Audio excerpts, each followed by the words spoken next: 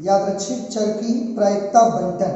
आपको याद होगा बच्चों, लास्ट क्लास में हम लोगों ने प्रोबेबिलिटी में एक्सरसाइज 13.4 का जो इंट्रोडक्शन पढ़ रहे थे उसमें यादृच्छिक चर के बारे में हम लोगों ने पढ़ा हुआ था। यादृच्छिक चर मीन्स रैंडम वेरिएबल के बारे में स्टडी की हुई थी और उसके कई सारे एग्जाम्पल्स भी हमने आपको करके बताए हुए थे कि लॉन्ग मेथड में करोगे तो कैसे होगा, उसको आपको शॉर्ट मेथड में ही हमेशा करना है। लॉन्ग मेथड में नहीं करना तो थोड़ा सा अपने माइंड को और एक्सपैंड करेंगे और उसको शॉर्ट मेथड में ही करेंगे। लॉन्ग मेथड में लिखने से ज़्यादा टाइम खर्च होता है हमारा।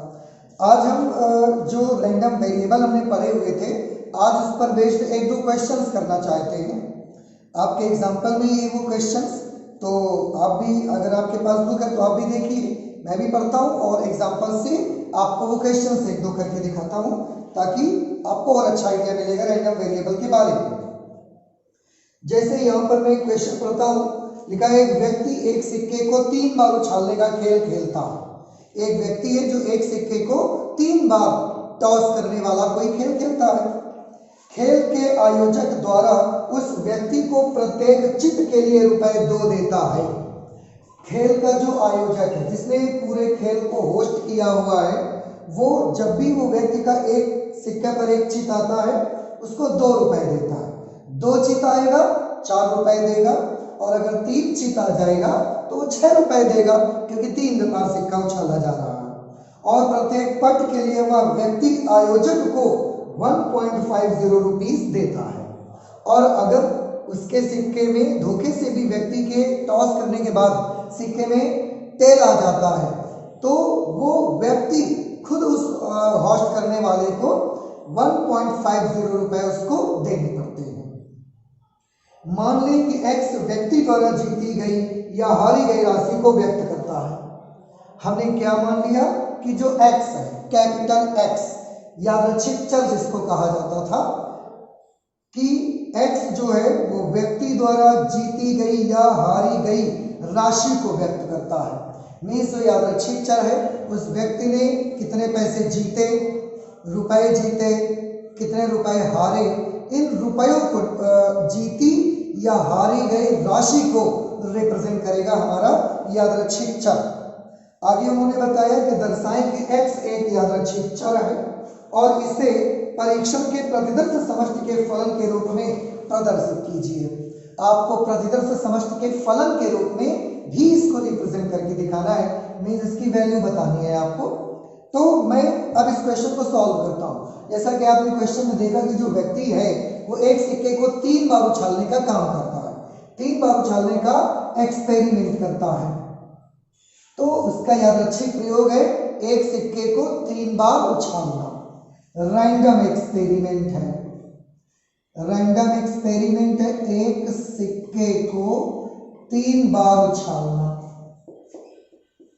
एक सिक्के को 3 बार उछालना, ये रैंडम एक्सपेरिमेंट है। इस रैंडम एक्सपेरिमेंट का सैंपल स्पेस क्या बनेगा, इस रैंडम एक्सपेरिमेंट का प्रतिदर्श समष्टि क्या बनेगा। प्रतिदर्श समष्टि, सिक्का 3 बार उछाला जा रहा है, सभी बच्चे जानते हैं इसलिए मैं सिर्फ लिख देता हूं। सबसे पहले triple H H H H, फिर H H T H T H T H H, उसके बाद H T T comma T H T comma T T H and last one is T T T. एक सिक्के को 3 बार उछाला, total 8 elements होंगे sample space में, 1 2 3 4 5 6 7 8। Okay, अब यहाँ पर x के बारे में क्या दिया गया है, इन्होंने बोला x व्यक्ति द्वारा जीती गई या हारी गई राशि को व्यक्त करता है। तो x किसको रिप्रेजेंट करता है, x रिप्रेजेंट करता है व्यक्ति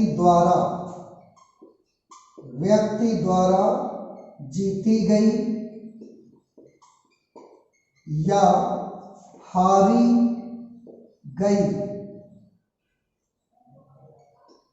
राशि। x की वैल्यू अगर आपको निकालनी है तो आप व्यक्ति द्वारा जीती गई या हारी गई राशि को निकालिए। कि कितने रुपए उसने जीते या कितने रुपए उसने हारे। अगर आप ये कैलकुलेट करेंगे तो वो x का मान होगा। ओके, आगे हमने बताया x एक यादृच्छिक चर है, शो करना है और इसे परीक्षण के प्रदर्श समष्टि के फलन के रूप में आपको प्रदर्शित करना है।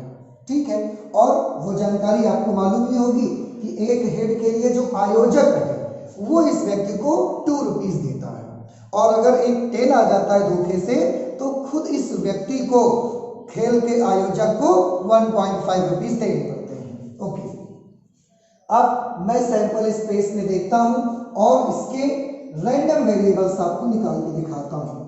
आपको बेटा याद होगा लास्ट जो हमारा लेक्चर था उसमें मैंने आपको बताया हुआ था कि x की जानकारी आपको क्वेश्चन में दी जाएगी, और आप देखें x की जानकारी आपको क्वेश्चन में दे दी गई।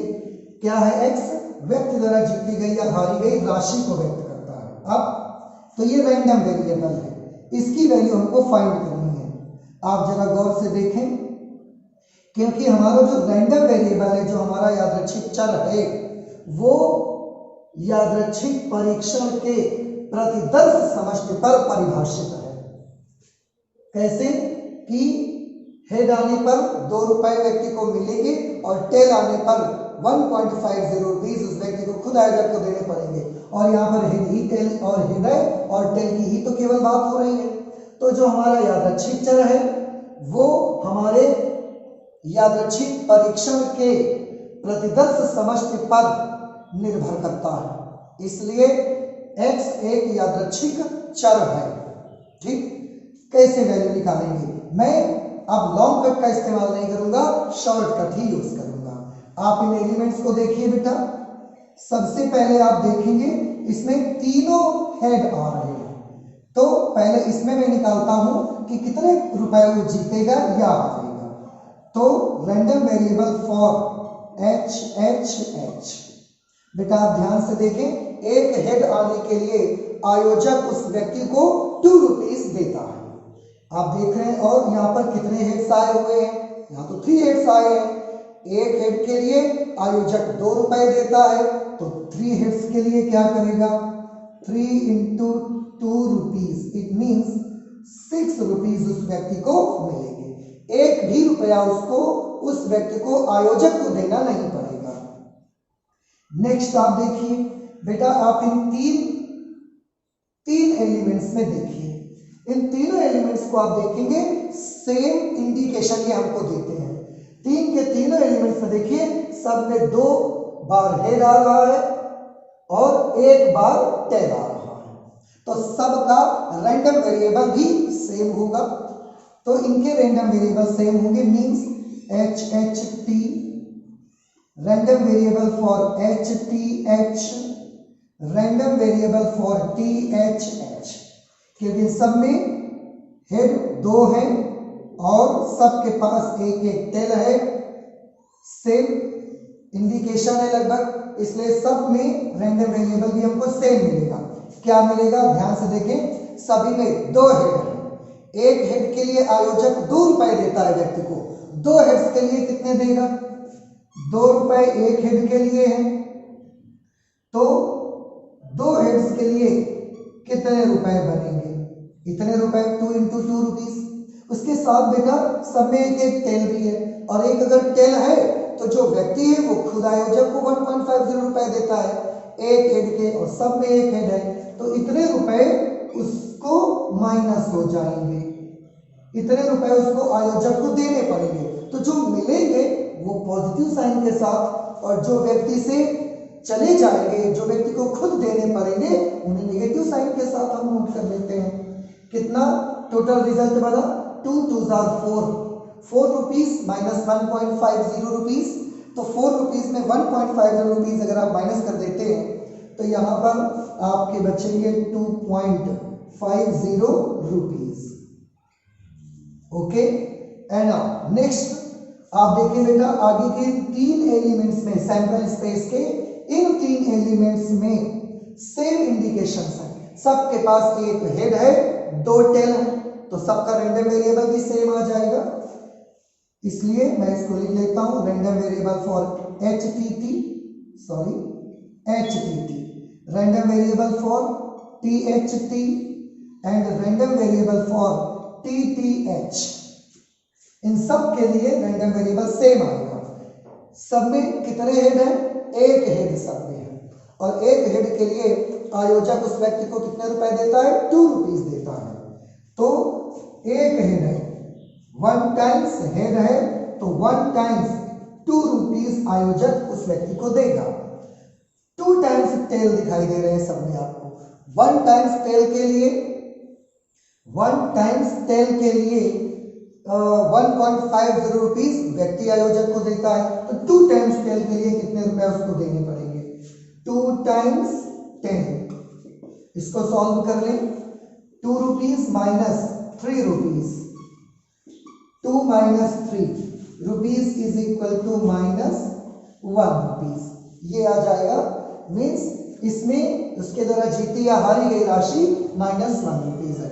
माइनस साइन यहाँ इंडिकेट करता है कि वो व्यक्ति 1 रुपया हार गया है, प्लस साइन इंडिकेट करता है कितने रुपए वो जीता, लेकिन निगेटिव साइन इंडिकेट करता है कि वो कितने रुपए हार गया है। ओके, नेक्स्ट हम लेते हैं random variable for T, T and T.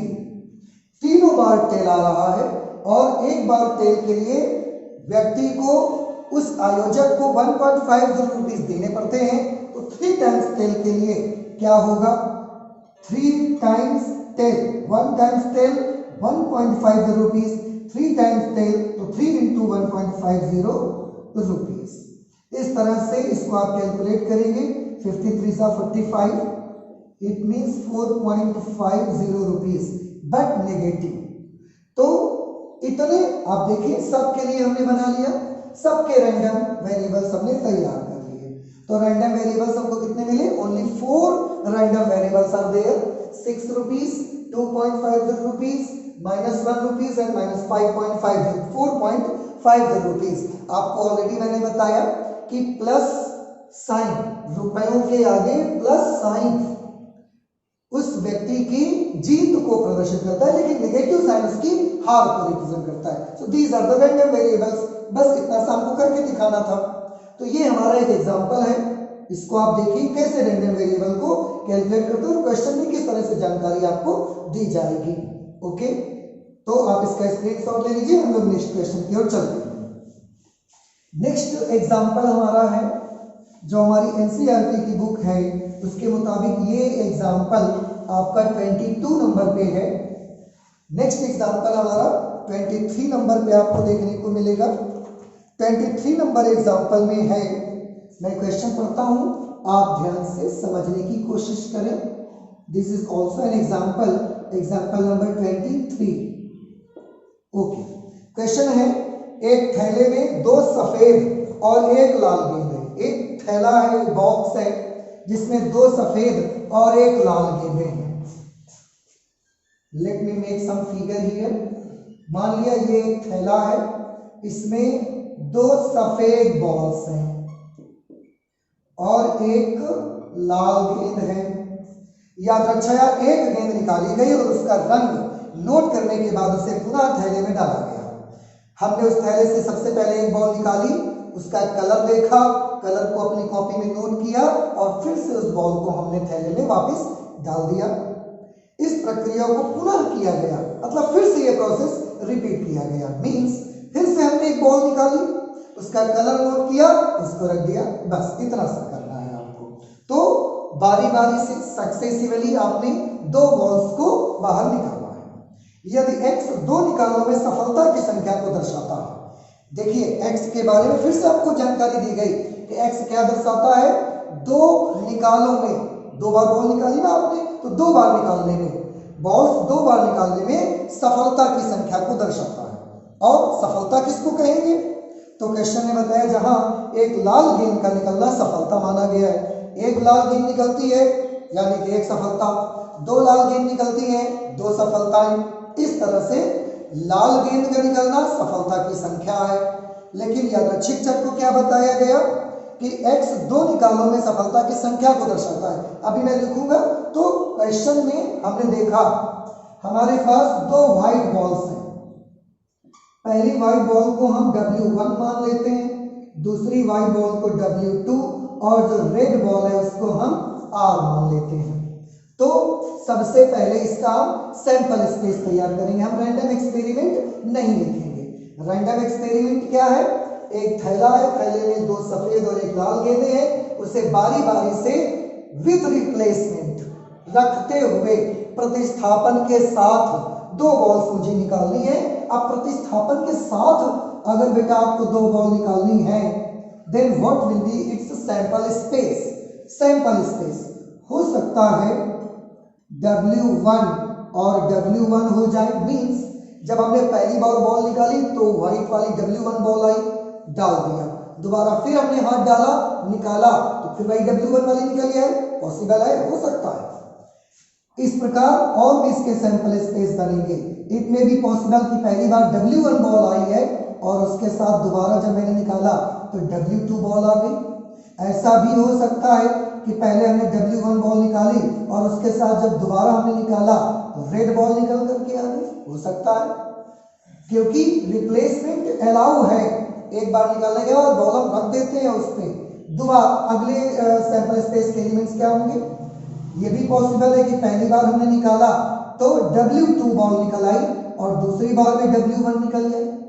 ऐसा भी हो सकता है कि पहली बार में W2 और दूसरी बार में भी W2 ही बॉल आ गई, क्योंकि रिप्लेसमेंट भी है साथ में। ऐसा भी हो सकता है कि पहली बार में W2 और दूसरी बार में रेड बॉल आ जाए।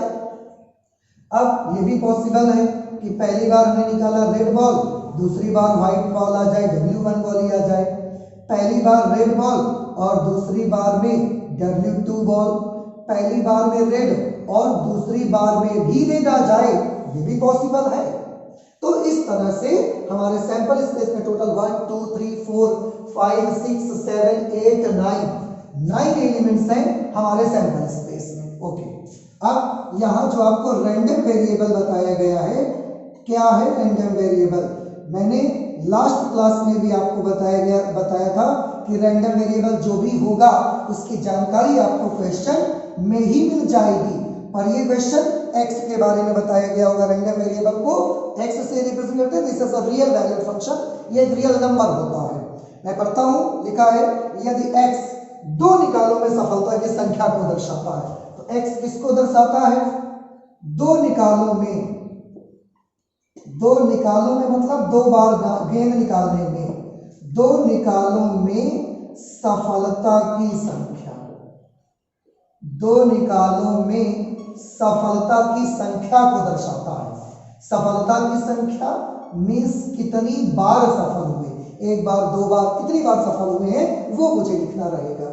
ओके, अब सफलता किसको कहा गया है? ये ऑलरेडी आपको बताया कि रेड बॉल जितनी निकलेंगी वो सफलता की संख्या होगी। थोड़ा अब इसका देखिए, मैं रैंडम वेरिएबल्स बनाना स्टार्ट करता हूं। तो मैंने सैंपल स्पेस के एलिमेंट्स देखे, क्योंकि मैं लॉन्ग मेथड यूज नहीं करूंगा, मैं शॉर्टकट का मेथड ही यूज करने वाला हूं। तो यहां पर 3 तरह के बेटा एलिमेंट्स आपको मिलेंगे। कौन कौन से एलिमेंट? एक ये एलिमेंट है, एक ये एलिमेंट है और बेटा एक ये एलिमेंट है। आप देखें ये ऐसे एलिमेंट्स हैं तीनों जिनमें से 2 बॉल्स में से कोई भी बॉल रेड आई नहीं। W1 W1, W1 W2, W2 W1, किसी में भी रेड नहीं आया। और सॉरी, इसमें भी आप देखिए, इसमें भी कोई रेड बॉल शामिल नहीं है। It means these are the 4 elements of sample space जिनमें कोई रेड बॉल शामिल नहीं है। तो बेटा अगर कोई रेड बॉल शामिल नहीं है, इसका मतलब हुआ कि वो व्यक्ति एक बार भी नहीं जीता, क्योंकि रेड बॉल का आना ही उसके जीतने की निशानी है। लेकिन इन 4 जगहों पर, इन 4 एलिमेंट्स में हम देख रहे हैं एक भी रेड बॉल हमें प्रदर्शित नहीं हुई। इसका मतलब वो व्यक्ति इन 4 एलिमेंट्स में एक बार भी नहीं जीता। इसका मतलब उसकी सफलता की संख्या कितनी है इन 4 एलिमेंट्स में? 0, एक बार जीता ही नहीं, वो सफल नहीं हुआ। So random variable for W1 W1, random variable for W1 W2, random variable for W2 W1 and random variable for W2 W2। इन चार के चारों एलिमेंट में एक भी रेड बॉल नहीं है। रेड बॉल का आना ही सफलता की संख्या को दर्शाता है। जब एक भी रेड बॉल नहीं है तो एक बार भी वो व्यक्ति सफल नहीं हुआ, इसका मतलब है 0 बार सफल हुआ। तो इन चारों एलिमेंट्स के लिए रैंडम वेरिएबल की वैल्यू 0 रहेगी। और आगे चलते हैं, और आगे चलिए तो और एलिमेंट्स दिखाते हैं हम आपको। देखिए एक ये एलिमेंट को आप देखिए, इस एलिमेंट को देखिए, इसको देखिए और इस एलिमेंट को देखिए। These are again 4 elements in which one red ball is indicated। एक रेड बॉल हमको प्रदर्शित हो रही है। तो इनमें सब में उसके सफलता की संख्या सेम होगी। तो मैं इनको नोट कर लेता हूं। W1R random variable for W2R random variable for RW1 random variable for RW2। इन सब के लिए हमारा रैंडम वेरिएबल सेम होगा क्योंकि इन सब में रेड बॉल 1 टाइम्स हमको दिखाई दे रही है और 1 रेड बॉल का आना ही क्या होता है, सफलता की संख्या। उन्होंने लिखा हुआ है कि एक लाल गेंद का निकलना सफलता माना गया है। इन सब में एक एक लाल गेंद है, इसलिए उसकी सफलता कितनी बार हुई, 1 टाइम्स वो केवल सफल होगा। इसमें भी 1 टाइम सक्सेस मिली, 1 टाइम सक्सेस मिली, 1 टाइम सक्सेस मिली, 1 टाइम सक्सेस मिली। तो ये 4 एलिमेंट सैंपल स्पेस के ऐसे हैं जिनमें उसकी सफलता की संख्या 1 है, क्योंकि दूसरी तो वाइड है और वाइड में सफल नहीं माना जाएगा उसको। Random variable for the last element which is R, the random variable will B 2। क्यों? क्योंकि लाल गेंद सफलता माना जा रहा है और कितनी लाल बॉल्स हैं यहाँ पर, कितनी रेड बॉल्स हैं, 2। तो कितनी सफलताएं हो गई, 2 टाइम्स वो सक्सेस हुआ और सारे एलिमेंट्स का आपने कर दिया। देखिए अब अगर मैं एक एक एलिमेंट का 1 बाय 1 करता तो मुझे ज्यादा टाइम भी मेरा वेस्ट होता और मुझे ज्यादा पेज भी खर्च करना पड़ता, मुझे ज्यादा लिखना भी पड़ता। तो ऐसे मेरा टाइम बच जाता है और मैं शॉर्टकट में लिख देता हूं उसको। तो फिर से इस क्वेश्चन का रिजल्ट क्या मिला कि इस क्वेश्चन मुझे कितने रैंडम वेरिएबल मिले बेटा, आप सोचिए और मुझे बताइए कितने रैंडम वेरिएबल मिले। मैं इंतजार कर रहा हूं, बताइए मुझे। देख लिया सभी लोगों ने, इसमें मुझे केवल और केवल 3 रैंडम वेरिएबल्स मिले, 0, 1 and 2। These are the elements of sample space. These are not the random variables. Random variables are the real numbers. So 0, 1 and 2. These 3 are the real numbers and these 3 are the random variable in this question. Okay? So please इसको screenshot ले लीजिए, note कर लीजिए। अब हम और आगे चलते हैं। तो देखिए मैंने 2 एग्जांपल्स बेटा आपको बताए जो कि ऐसे भी क्वेश्चन आपके एग्जामिनेशन में आएंगे कि आपको रैंडम वेरिएबल्स आपको फाइंड करने रहेंगे। एंड आई होप, मुझे उम्मीद है कि लगभग इस तरीके की चीजें आपको समझ में आ गई होंगी। अब मैं इसकी रेस कर देता हूं, चलता हूं एक्सरसाइज 13.4 का जो इंट्रोडक्शन हम लोग कर रहे हैं उसके इंट्रोडक्शन में मुझे कुछ चीजें और समझनी है। जैसे नेक्स्ट आर्टिकल हमको जो समझना है इसमें वो है probability distribution of a random variable. Probability distribution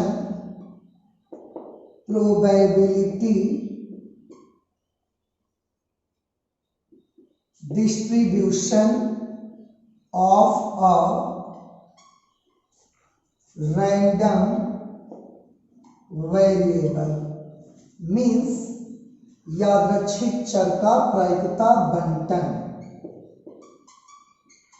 यादृच्छिक चर का प्रायिकता बंटन क्या होता है? यादृच्छिक चर का प्रायिकता बंटन रैंडम वेरिएबल का प्रोबेबिलिटी डिस्ट्रीब्यूशन किसे कहते हैं? प्रायिकता बंटन।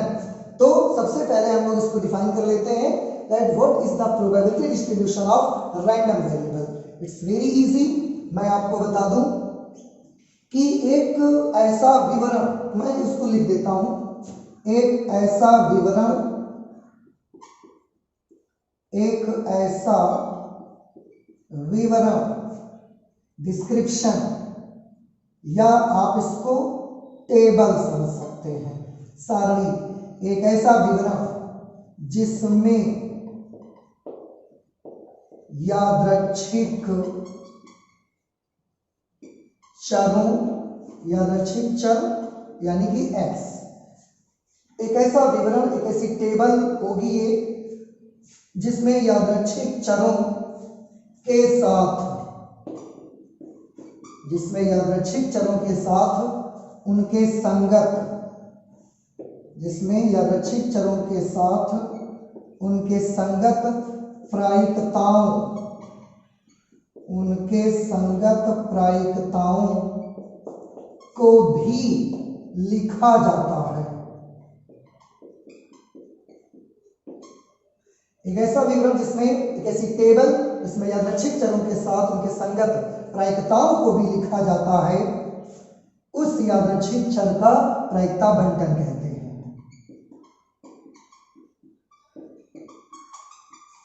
उस यादृच्छिक चर का प्रायिकता बंटन कहलाता है या कहते हैं, उस यादृच्छिक चर का प्रायिकता बंटन, उस यादृच्छिक चर का प्रायिकता बंटन कहते हैं। तो ये बेटा डिस्ट्रीब्यूशन होता है, प्रोबेबिलिटी डिस्ट्रीब्यूशन। एक बार मैं फिर से पढ़ देता हूं, आप भी गौर से समझिए।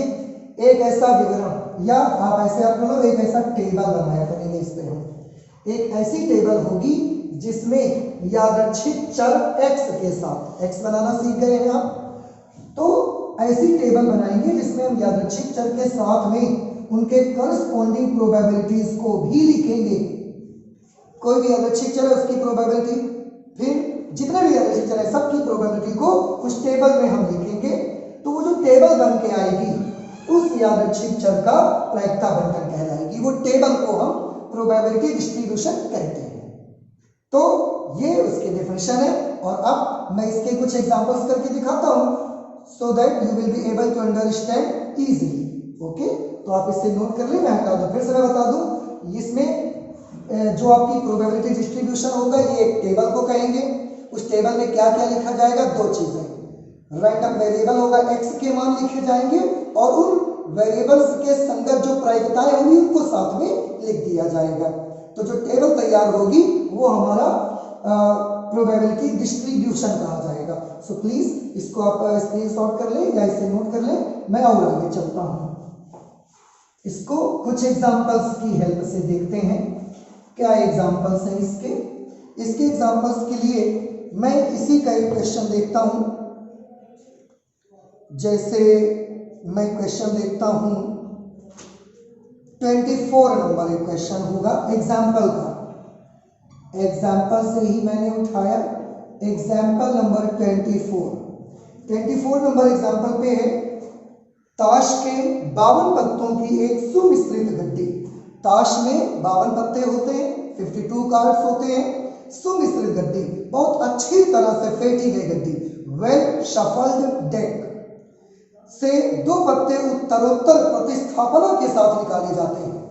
दो पत्ते उत्तरोत्तर, दो पत्ते निकालते हैं उत्तरोत्तर, एक के बाद एक, प्रतिस्थापना के साथ। पहले एक निकालते हैं फिर उसको रख देते हैं, फिर एक निकालते हैं, इस तरह से निकाले जाते हैं। इक्कों की संख्या का प्रायिकता बंटन क्या होगा? इक्कों की संख्या का प्रायिकता बंटन चाहिए। देखो, आपको इक्कों की संख्या का प्रायिकता बंटन चाहिए, इसका मतलब इक्कों की संख्या ही हमारा यादृच्छिक चर होगी। इक्कों की संख्या ही हमारा क्या होगा? यादृच्छिक चर होगा। फिर से मैं आपको पूरी डिटेल दे दूं क्वेश्चन की। एक ताश की एक गड्डी है जिसमें 52 कार्ड्स है, उसमें से हम दो पत्ते सक्सेसिवली निकालते हैं, एक के बाद एक, प्रतिस्थापन के साथ एक निकालते हैं, उसको देखते हैं, रख देते हैं, फिर एक निकालते हैं, उसको देखते हैं, रख देते हैं, ये करना है। और इक्कों की संख्या का प्रायिकता बंटन आपको तैयार करना है। सबसे पहले एक्सपेरिमेंट आप समझ गए क्या है आपका। उसके बाद सैंपल स्पेस, इसका सैंपल स्पेस बनाना तो उतना आसान नहीं है, इसलिए सैंपल स्पेस नहीं बनाएंगे, हम लोग ऐसे करेंगे। हाँ, इसमें ये जरूर हम कर सकते हैं कि एक इक्का, इक्के निकालने का प्रायिकता बंटन चाहिए, तो अगर एक इक्का निकाला जाता है तो उसकी क्या प्रायिकता होगी, ये हम लोग जरूर देख सकते हैं।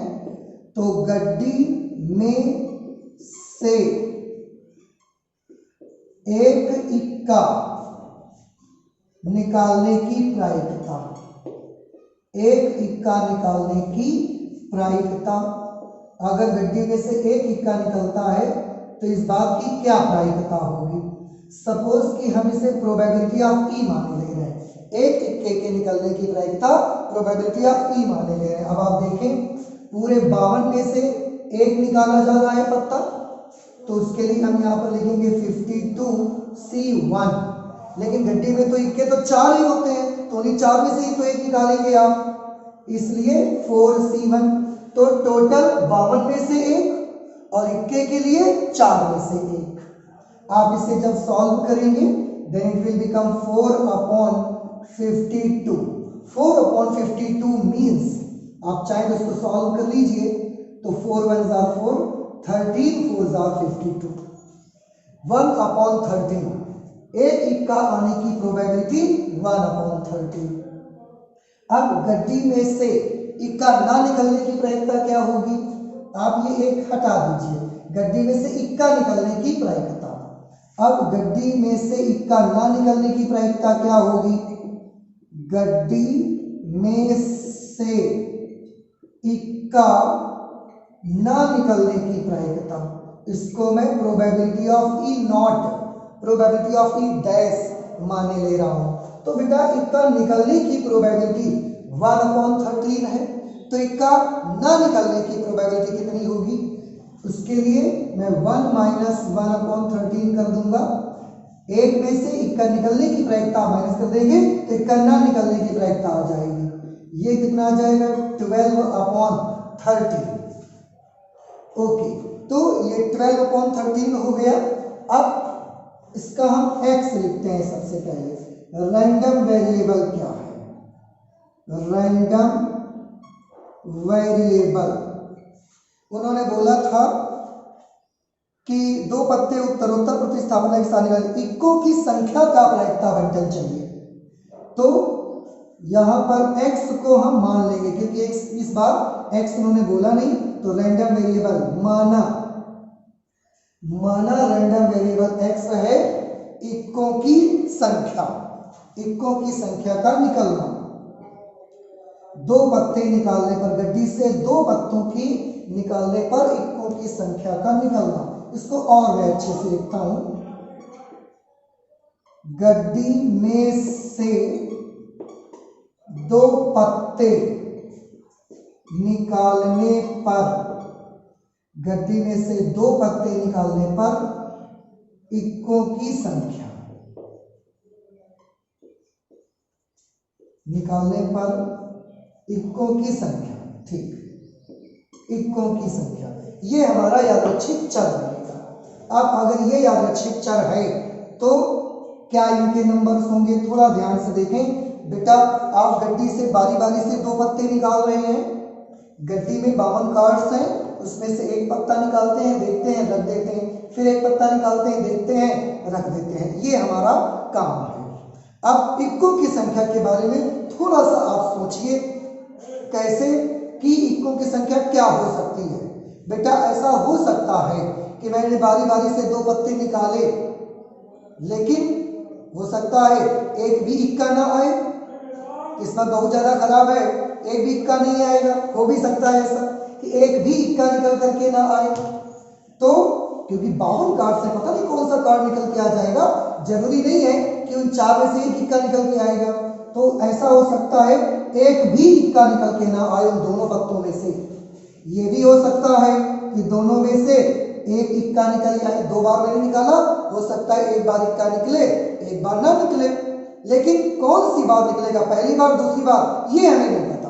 एक इक्का निकल सकता है, या हो सकता है अगर किस्मत बहुत ज्यादा अच्छी है तो हो सकता है दोनों बार इक्का निकल के आ जाए, तो इससे ज्यादा नहीं हो सकता।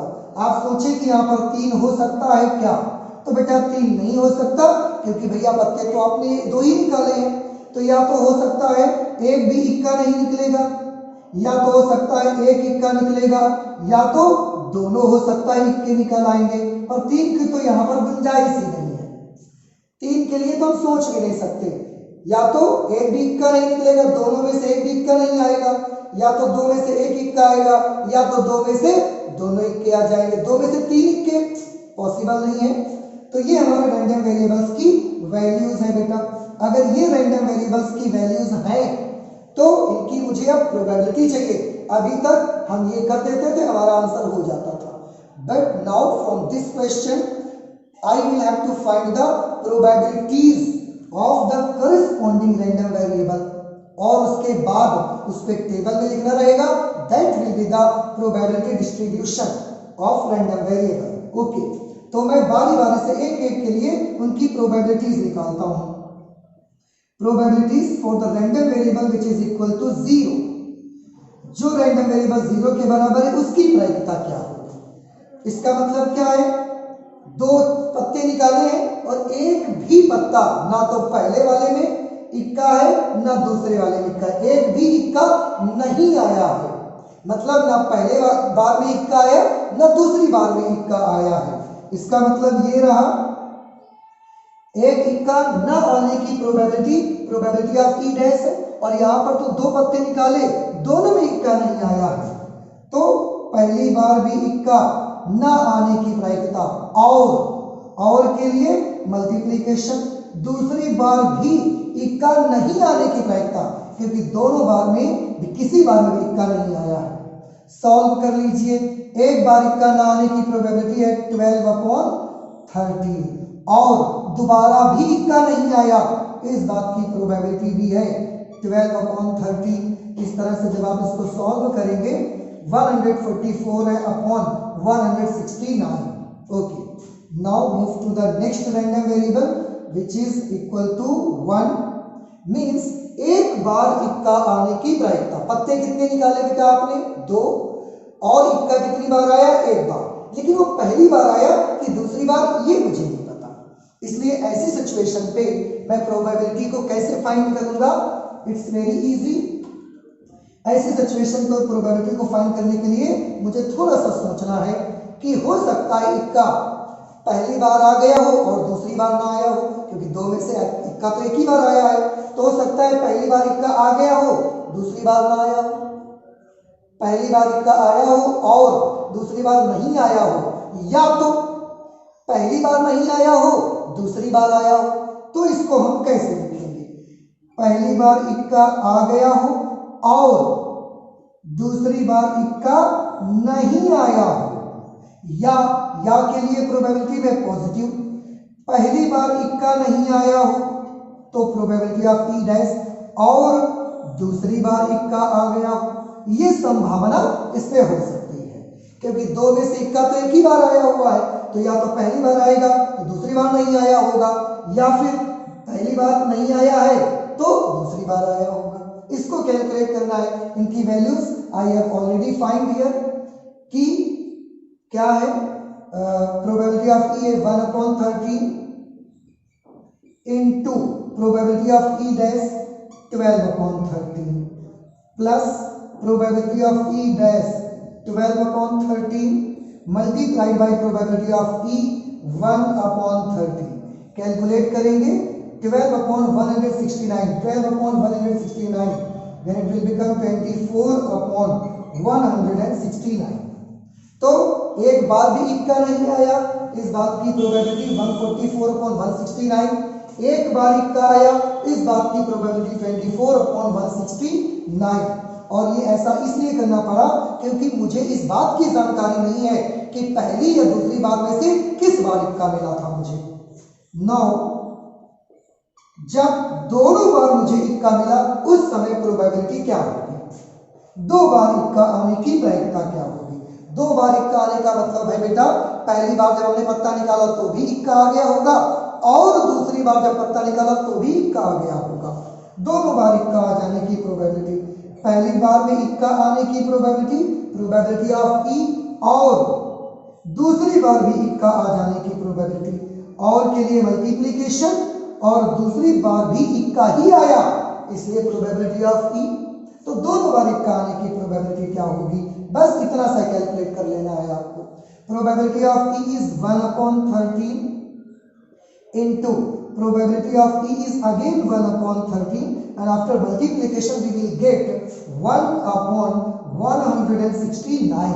So these are the probabilities of this random variable 0, 1 and 2. ये सब की probabilities मैंने निकाल ली हैं। बेटा अभी हमने probability distribution की definition क्या देखी थी? ऐसा एक विवरण जिसमें random variables के साथ में उनके संगत प्रायिकताओं को भी लिख दिया जाए, तो ऐसे करके जो टेबल बनेगी that will be the probability distribution of the random variable. तो अब मैं यहां पर प्रायिकता बंटन लगाता हूं। अब प्रायिकता बंटन, अभीष्ट प्रायिकता बंटन आप लिख सकते हैं, अभीष्ट प्रायिकता बंटन। प्रायिकता बंटन, प्रायिकता बंटन एक टेबल है, अभी अभी आपको बताया गया है। Required probability distribution, required probability distribution, required probability distribution table बनानी होगी। उस टेबल में दो चीजों के लिए मुझे जगह रखनी है। दो चीजों के लिए, किन दो चीजों के लिए मुझे जगह रखनी है? एक में तो रैंडम वेरिएबल लिखा जाएगा x की वैल्यू, और एक में उस रैंडम वेरिएबल की प्रोबेबिलिटीज लिखी जाएंगी। ओके, तो रैंडम वेरिएबल x और उनके corresponding probabilities of x। Here we can make 3 columns because we have 3 random variables। तो रैंडम वेरिएबल्स x की वैल्यूज क्या क्या है? 0, 1, 2। तो एक बॉक्स में x की वैल्यूज मैं यहां लिखूंगा और उनके करस्पॉन्डिंग प्रोबेबिलिटीज मैं यहां पर लिखूंगा। तो रैंडम वेरिएबल्स क्या है? 0 है, 1 है, 2। ये रैंडम वेरिएबल है, तो मैंने रैंडम वेरिएबल के सामने नोट कर दिया। अब उनकी करस्पॉन्डिंग प्रोबेबिलिटीज, जब हमारा रैंडम वेरिएबल 0 है उस समय प्रोबेबिलिटी कितनी है एक्सपेरिमेंट की? तो जब रैंडम वेरिएबल 0 है तो प्रोबेबिलिटी है 144/169। उसको हम यहां नोट कर देंगे। 144/169। जब रैंडम वेरिएबल 1 है तो प्रोबेबिलिटी कितनी है? 1 के लिए प्रोबेबिलिटी 24/169। तो हम इसको यहां लिख देते हैं 24/169। जब रैंडम वेरिएबल 2 है तो प्रोबेबिलिटीज के लिए क्या होगा? 1/169, 1/169। So this is your required answer. This is the probability distribution of the given random experiment.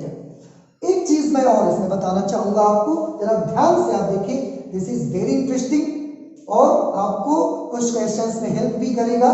क्या कि जब कभी रैंडम वेरिएबल बनाएंगे उनकी प्रोबेबिलिटी डिस्ट्रीब्यूशन आप तैयार करेंगे, उस सिचुएशन पे प्रोबेबिलिटीज का सम करके देखिए जरा आप। इनकी प्रायिकताएं आई हैं, इनका योग करके देखिए। 144/169 सबके डिनोमिनेटर सेम है, तो मैं सबके न्यूमरेटर्स को ऐड कर सकता हूं। 144 and 24 कितने हुए? इनको जोड़िए। 4 and 4 8, 14 and 2 16, 168। तो ये बने 168, 168। 168 में ये एक और जुड़ा, 169, 169। ये न्यूमरेटर हुआ, अंश हुआ, हर कितना है?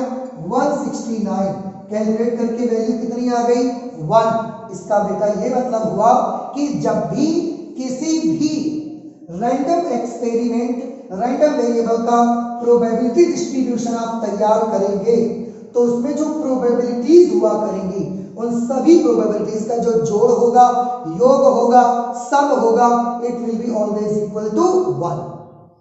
ये एक बड़ी इंटरेस्टिंग चीज है और आपको हमेशा याद रखना है कि किसी भी यादृच्छिक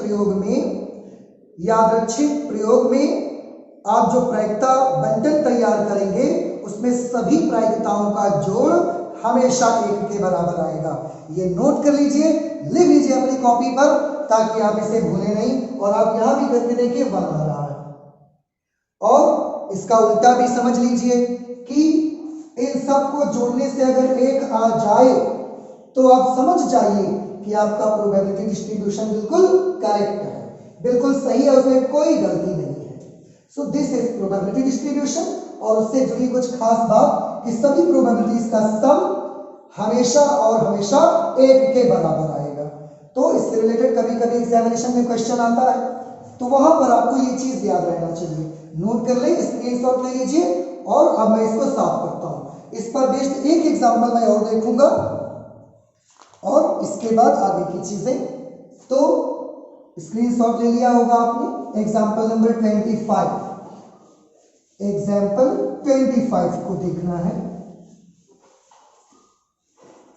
इसमें भी प्रोबेबिलिटी डिस्ट्रीब्यूशन ही मुझे तैयार करना था। एग्जाम्पल नंबर 25 में लिखा हुआ है, एग्जाम्पल 25, पासों के एक जोड़े को, पासों का एक जोड़ा है, 3 बार उछालने पर द्विकों की संख्या का प्रायिकता बंटन ज्ञात करिए। पासों का एक जोड़ा है, 3 बार उछाला गया। पासों का एक जोड़ा बेटा आप 3 बार उछालना है। जोड़े को जब एक बार उछालेंगे तो उसका जो सैंपल स्पेस बनेगा वो काफी बड़ा सा सैंपल स्पेस बनता था। तो आज मैं पूरा नहीं लिखूंगा, आप समझ सकते हैं 1,1, 1,2 से स्टार्ट करते थे और लास्ट में 6,6 पर जाकर खत्म होता था। पूरा इतना बड़ा सैंपल स्पेस बनता था। तो एक पासे के एक जोड़े को, यानी कि 2 पासों को एक बार उछाला उन्होंने, तो उसके लिए ये सैंपल स्पेस आ जाएगा। और उसे ऐसे जोड़े को उन्होंने 3 बार उछाला है। द्विकों की संख्या, द्विक किसको कहते हैं आप ये समझ लें। द्विक, द्विक को अंग्रेजी में बोलते हैं डबलेट्स। डबलेट्स क्या होते हैं? 2 पासे अगर एक साथ उछाले गए हैं तो उन पर सेम नंबर आना। 2 पासे एक साथ उछाले गए हैं तो उन पर सेम अंकों का प्रदर्शित होना डबलेट्स कहलाता है। जैसे 1,1 आना, 2,2 का आना, 3,3 का आना, 4,4 का आना, 5,5 का आना और 6,6 का आना, ये डबलेट्स कहलाते हैं। तो पासे का एक जोड़ा उछाला गया, इतने सैंपल स्पेस, उसमें ये 6 क्या होंगे? डबलेट्स होंगे। बाकी पूरे 36 एलिमेंट्स होंगे जिनमें से 6 डबलेट्स होंगे, 30 डबलेट्स नहीं होंगे। ओके, अब तो सबसे पहले मैं इसमें ये फाइंड आउट कर लेता हूं। उन्होंने बोला द्विकों की संख्या का प्रायिकता बंटन चाहिए आपको। तो द्विकों की संख्या ये हमारा यादृच्छिक चर बनेगी और उसके संगत प्रायिकता निकाल के जब आप टेबल में उसको लिख देंगे तो वो प्रोबेबिलिटी डिस्ट्रीब्यूशन आ जाएगा। सबसे पहले मैं निकालता हूं, एक बार द्विक के आने की क्या प्रायिकता है। पासे पर, पासों पर द्विक आने की प्रायिकता, द्विक आने की प्रायिकता। एक बार पासों के एक जोड़े को एक बार जब उछालेंगे तो पासों पर द्विक आने की प्रायिकता। इसे बेटा मैं सिंबल दे देता हूं, प्रोबेबिलिटी ऑफ ई मान लेता हूं। कोई जरूरी नहीं कि आप मानते हैं, आपको जो मर्जी मान लीजिए। आप ध्यान से देखिए, तो बेटा पासे 2 पासों को एक बार उछालेंगे, टोटल 36 एलिमेंट्स होंगे जिनमें से 6 डबलेट्स होंगे। तो द्विक आने की प्रायिकता क्या होगी? कुल कितने एलिमेंट? 36। डबलेट्स आना है तो डबलेट्स कितने होते हैं उसमें? 6। तो 6/36 ये प्रोबेबिलिटी मिलेगी द्विक आने की। इसको सॉल्व करेंगे, देन इट विल बिकम 1/6। पासों पर द्विक अगर नहीं आया तो इस बात की क्या प्रायिकता होगी? द्विक ना आने की प्रायिकता, जिसे मैं प्रोबेबिलिटी ऑफ ई डैश माने ले रहा हूं। पासे पर द्विक आने की प्रायिकता 1/6 है, तो ना आने की प्रायिकता 1 में से 1/6 को माइनस कर देंगे, it will B 5/6। Okay, now random variable हमारा क्या है, मैं क्वेश्चन पढ़ूंगा और वहां से अपने रैंडम वेरिएबल को निकाल के लाऊंगा, उसकी वैल्यूज यहां लिखूंगा।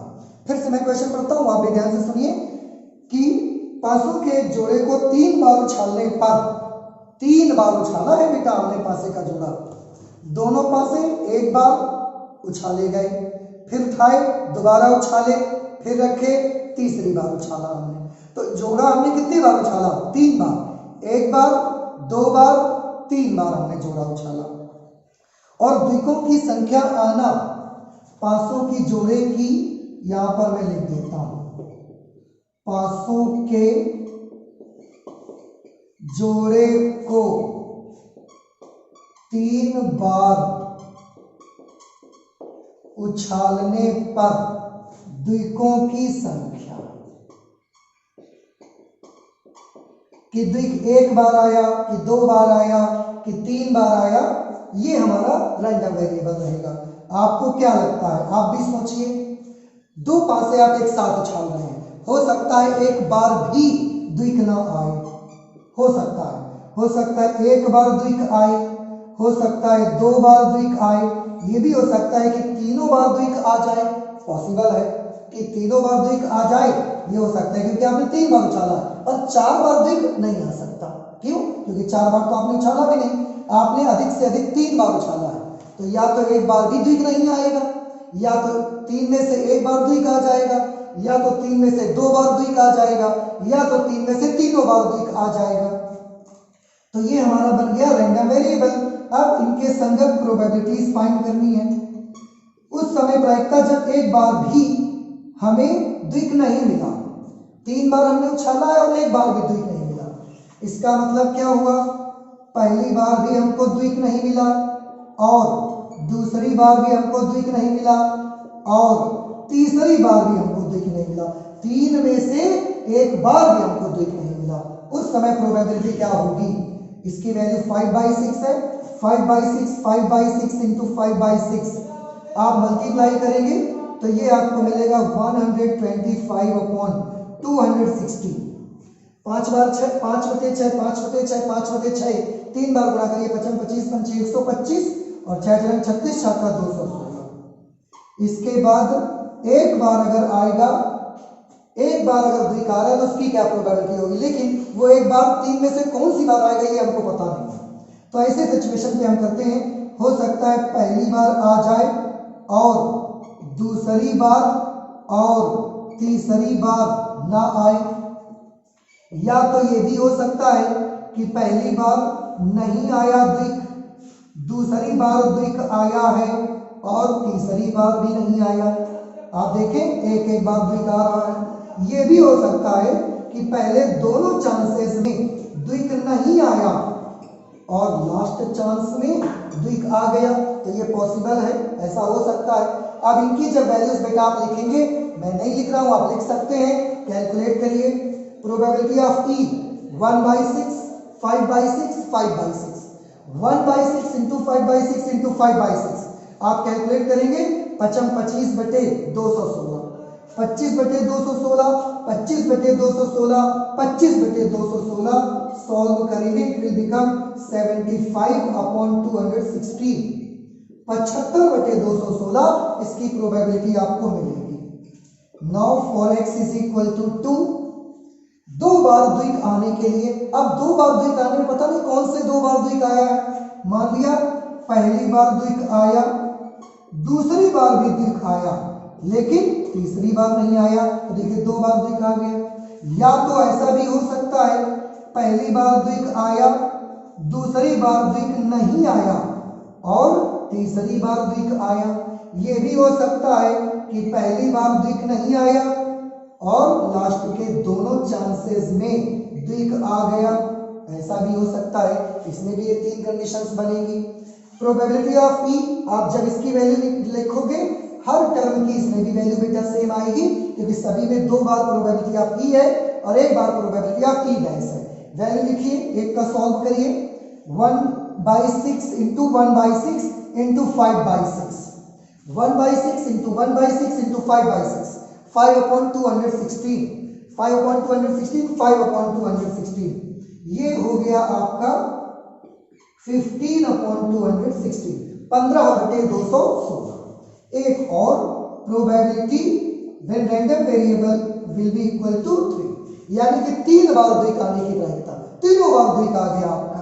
अगर तीनों बार द्विक आ गया तो पहली बार भी आया होगा और दूसरी बार भी आया होगा और तीसरी बार भी आया होगा। इसमें कोई चांस ऐसा नहीं जहां द्विक नहीं आया है। अब आप इसकी वैल्यू लिखोगे 1/6 1/6 1/6 एंड इट विल बी 1/216। मैं ये डबलेट्स को साफ कर देता हूं यहां से। ये इतना आ गया, प्रोबेबिलिटीज आ गई इन सबकी। अब आप उनके प्रोबेबिलिटी डिस्ट्रीब्यूशन तैयार कर सकते हैं। प्रायिकता बंटन, अभीष्ट प्रायिकता बंटन, अभीष्ट प्रायिकता बंटन। फिर से वही एक टेबल बनाएंगे हम यहाँ पे। टेबल के एक रो में तो हम x की वैल्यू लिखेंगे और एक रो में हम प्रोबेबिलिटी ऑफ x की वैल्यू लिखेंगे। तो x की वैल्यू जो हम लिखेंगे वो कौन कौन सी वैल्यूज आएंगी। यहाँ पर x की 4 वैल्यूज हैं तो मुझे 4 बॉक्स बनाने पड़ेंगे, 0 1 2 and 3। For 0 probability 1 to 5 upon 216, 1 to 5 upon 216. For x is equal to 1, 75 upon 216. For x is equal to 2, 15 upon 216. And for x is equal to 3, 1 upon 216. 1 upon 216. So this will be the probability distribution of your random experiment. Check करके देखते हैं क्या हमारा probability distribution बिल्कुल सही बना। 1 minute लगेगा, आप चेक करिए। 100 सबके हर बराबर है, अंशों को जोड़ लीजिए। 175 और 25 सॉरी 125 और 75 200, 215 और 1 216। 216 बटे 216 कितना हुआ? 1। इसलिए हमारा प्रोबेबिलिटी डिस्ट्रीब्यूशन बिल्कुल करेक्ट है। तो ये हमारा एग्जांपल नंबर 25 है। आप इनकी वैल्यूज अलग अलग लिख के भी कैलकुलेट कर सकते हैं, देख सकते हैं। प्रोबेबिलिटी डिस्ट्रीब्यूशन आपने बनाना सीखा। आज हम लोग इतना ही करेंगे प्रोबेबिलिटी डिस्ट्रीब्यूशन में। इसके बाद हम आपको नेक्स्ट लेक्चर में बताएंगे कि आप यादृच्छिक चर का माध्य कैसे निकाल सकते हैं, उसका मीन कैसे फाइंड कर सकते हैं रैंडम वेरिएबल का। तो आज की क्लास हमारी इतनी होगी, आगे और भी बहुत सारी पढ़ाई करने वाले हम लोग, but at the next lecture. Thank you.